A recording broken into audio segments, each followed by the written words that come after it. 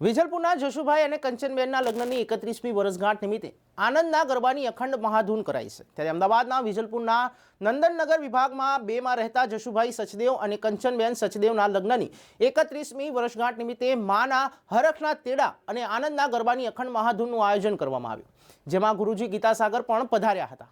આ પ્રસંગમાં મહાપ્રસાદ મહાકાળી માતાનું પ્રાગટ્ય તેમજ 1008 દીવાની આરતીનું આયોજન કરવામાં આવ્યું હતું। અમદાવાદના વેજલપુરમાં શ્રીનગર વિભાગ 2માં રહેતા કંચનબેનને ત્યાં આજે એમના મેરેજને 31 વર્ષ પૂર્ણ થયા છે, જેને લઈને આનંદના ગરબાનું આયોજન કરવામાં આવ્યું છે। ખાસ કરીને આજે અમારી સાથે જે પંડિતજી જોડાયા છે, ખાસ કરીને એમની વિશેષ ઉપસ્થિતિ છે, એમની પાસેથી આપણે જાણીશું આ પ્રસંગ અંગે।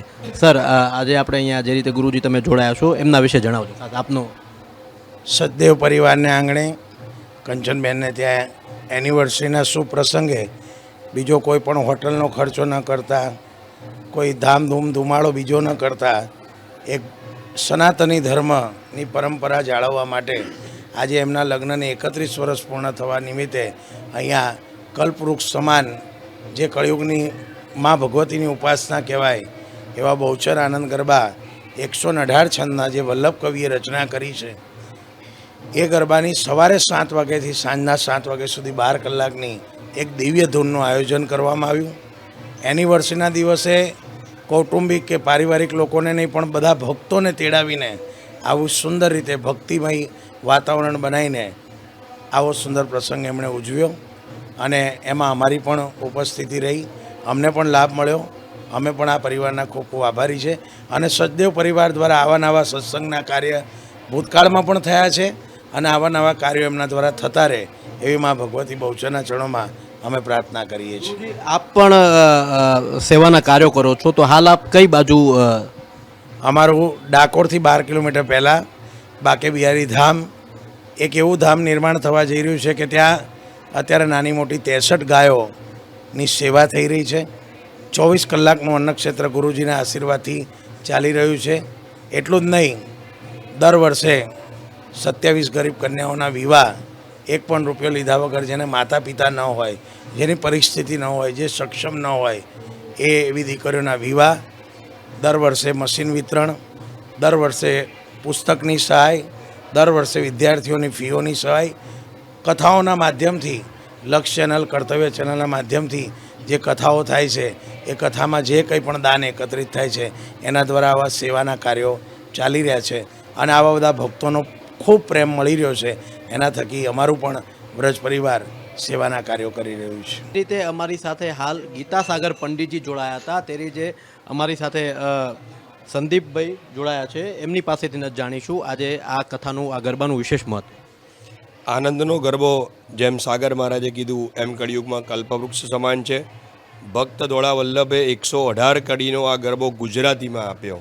ચંડીપાઠ એ મહાન ગ્રંથ છે, પણ કદાચ કોઈને સંસ્કૃત ના આવડતું હોય અને એ 3 વખત આ આનંદનો ગરબો કરે તો કળિયુગની અંદર નિર્ધનને ધનપાત્ર તે કરતા તું છે માં।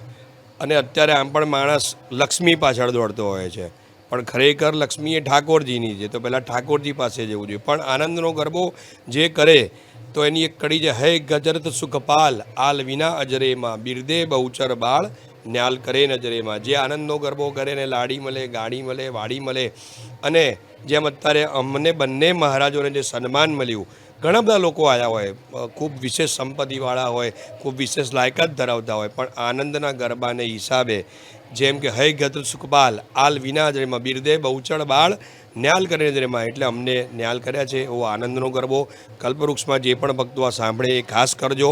સવારે કરો, બપોરે કરો કે સાંજે કરો, સૌ ભક્તોને મારા જય બહુચર। અને સચદેવ પરિવારે જે આ ભગીરથ કાર્ય કર્યું, જેમ ગીતાસાગર મહારાજે કીધું એમ બધી જગ્યાએ બધા પૈસા ખર્ચતા હોય છે, પણ ભક્તોના પગના ધૂળની ચરણરજ અહીંયા પડે એટલે એમનું ઘર પવિત્ર થયું, આ ફ્લેટ પવિત્ર થયો અને આંગણું પવિત્ર થયું। સૌને જય બહુચર। વેજલપુરમાં રહેતા જસુભાઈ અને કંચનબેનને આજે એમના મેરેજને 31 વર્ષ પૂર્ણ થયા છે, ત્યારે એમની મેરેજ એનિવર્સરીને લઈને એમને અહીંયા આનંદના ગરબાનું આયોજન થયું છે।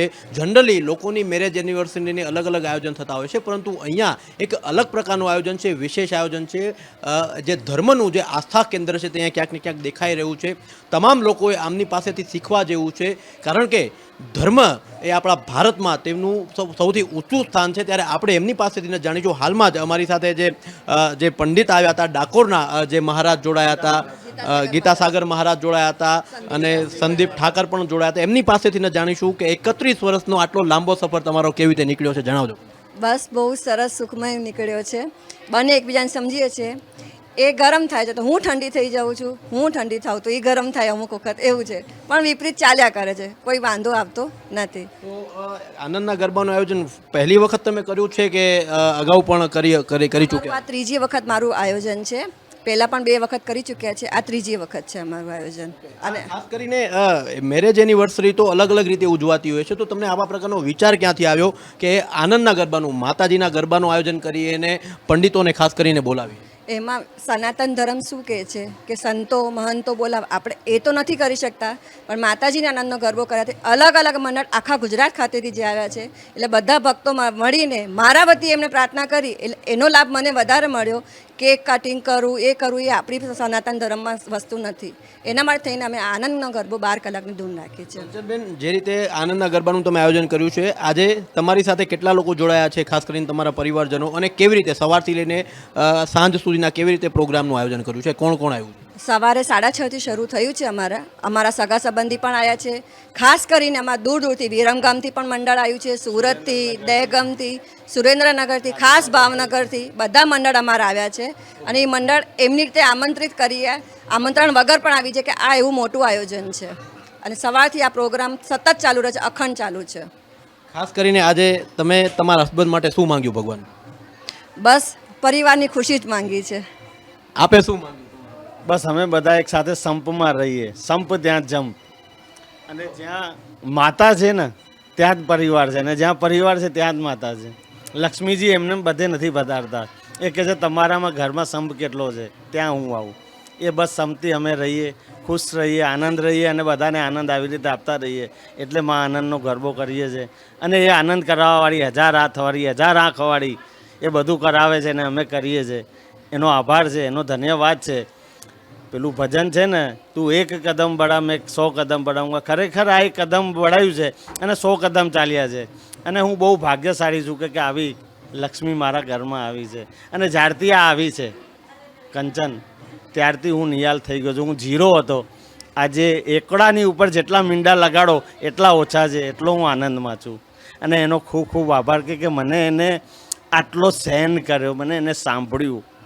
અને મેં કેટલી વખત એનું મન દુખાડ્યું તોય મને માફ કર્યું, અને આગળ બી મને માફ કરતી રહેશે, અને એની દયા મારી ઉપર કૃપા વરસાવતી રહેશે. જે રીતે હાલ જસુભાઈ અને કંચનબેનની એનિવર્સરીને 31 વર્ષ પૂર્ણ થયા છે. જસુભાઈએ કહ્યું છે કે હું ઝીરો હતો ત્યારે કંચન એમના લાઈફમાં આવ્યા હતા. આજે ઝીરોમાંથી હીરો થયા છે. ક્યાંક ને ક્યાંક માતાજીના એમના ઉપર આશીર્વાદ છે. આવનારા વર્ષોમાં પણ આ જ રીતે ધર્મનું જે ખરેખર જે ધર્મની આસ્થા છે તેમનો ફેલાવો કરતા રહે છે. સમાજમાં એક અલગ પ્રકારનો મેસેજ છે કે કઈ રીતે આપણે એનિવર્સરી ઉજવવી જોઈએ. આમના પાસેથી સમગ્ર ગુજરાતે ક્યાંક ને ક્યાંક શીખવું જોઈએ. દરેક પરિવારે આમની પાસેથી આવા પ્રકારની પ્રેરણા મેળવવી જોઈએ. કેમેરામેન સુમિત સાધુ સાથે Kamlesh Soyda, news for India, Ahmedabad.